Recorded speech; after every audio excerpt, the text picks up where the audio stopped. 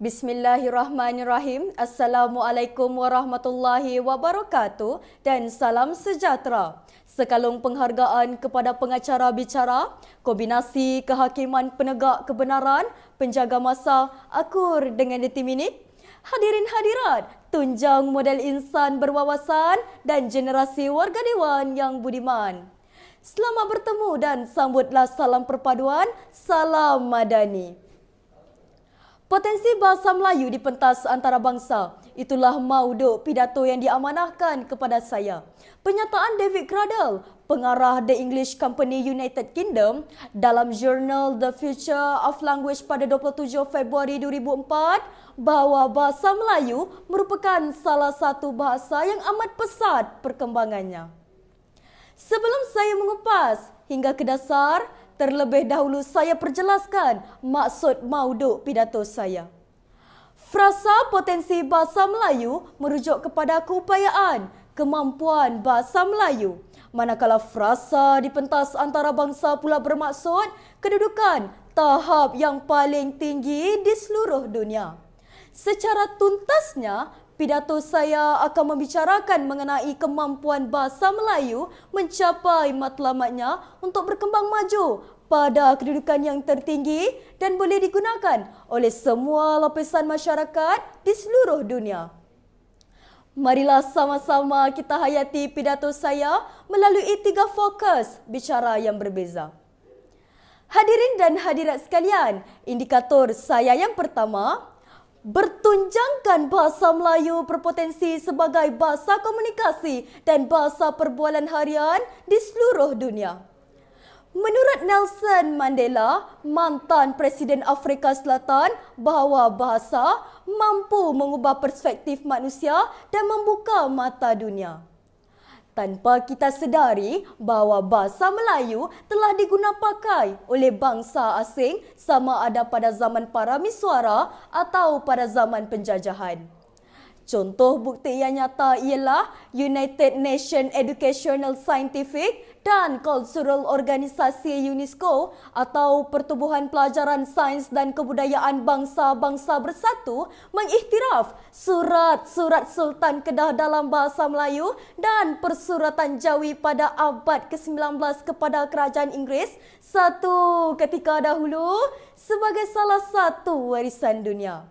Begitulah peristiwa yang terakam dalam lembaran sejarah itu menjadi saksi kepada ketertinggian bahasa Melayu boleh dijadikan sebagai bahasa komunikasi dan bahasa diplomasi oleh masyarakat dunia. Selain itu, pertandingan pidato antarabangsa bahasa Melayu yang disertai oleh pelbagai negara seperti Turki dan Jepun menjadi salah satu contoh yang jelas bahawa bahasa Melayu boleh dijadikan sebagai bahasa harian.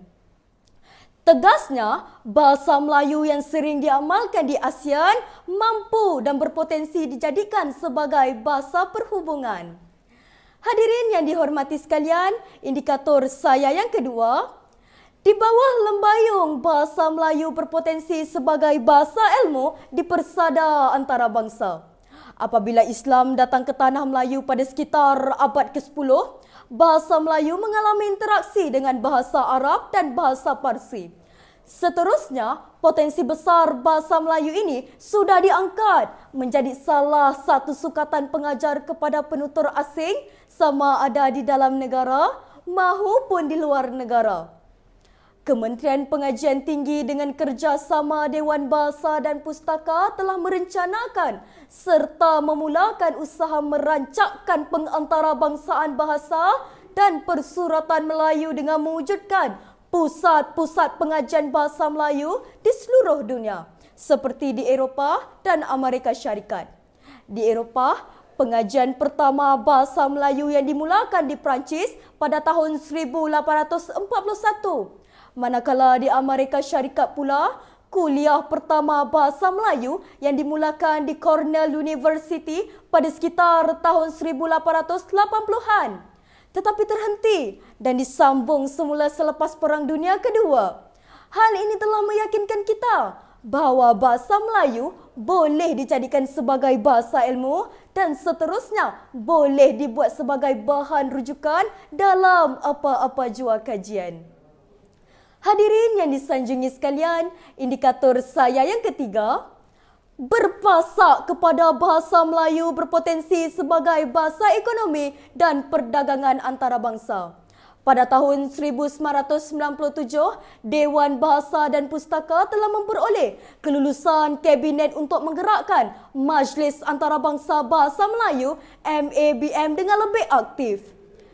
MABM telah meyakinkan pelabur-pelabur asing sama ada di dalam negara maupun di luar negara untuk menggunakan bahasa Melayu dalam urusan niaga perdagangannya. MABM mengambil langkah bijak dengan mengutus tenaga pengajar dari China, Eropah dan Amerika Syarikat untuk menyusun buku-buku ekonomi dalam bahasa Melayu sebagai penutur asing. Hasil daripada bahasa Melayu sebagai bahasa ilmu, maka amalan penggunaan bahasa Melayu dilangsungkan dalam sektor perdagangan. Sebagai contoh, pihak pengurusan Petronas telah berjaya menggunakan sebanyak 85% bahasa Melayu dalam urusan niaga perdagangannya dengan negara-negara luar. Hal ini telah menunjukkan bahawa bahasa Melayu layak dijadikan dan diantarabangsakan sebagai bahasa ekonomi dan perdagangan. Warga Dewan yang budiman, kesimpulannya sekali lagi saya menegaskan bahawa bahasa Melayu sangat berpotensi di pentas antarabangsa sebagai bahasa komunikasi, bahasa ilmu dan seterusnya sebagai bahasa ekonomi dan perdagangan. Lihatlah kewujudan pelbagai langkah untuk mengantarabangsakan bahasa Melayu oleh pihak kerajaan dan badan bukan kerajaan bagaikan cendawan tumbuh selepas hujan. Tiada lagi istilah bermimpi di siang hari kerana gapaian jauh bahasa Melayu melepasi awan sudah dibuktikan menjadi kenyataan. Hal ini telah menunjukkan bahawa bahasa Melayu duduk sama rendah, berdiri sama tinggi dengan bahasa-bahasa lain di pentas antarabangsa.